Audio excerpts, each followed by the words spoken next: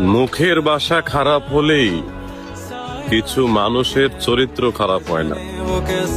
মিষ্টি কথার আড়ালে সবার চরিত্র বোঝা যায় না।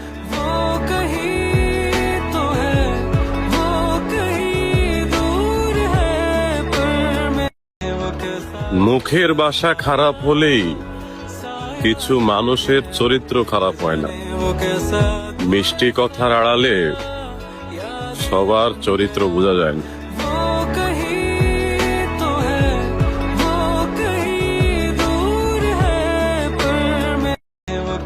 মুখের ভাষা খারাপ হলেই কিছু মানুষের চরিত্র খারাপ হয় না। মিষ্টি কথার আড়ালে সবার চরিত্র বোঝা যায় না।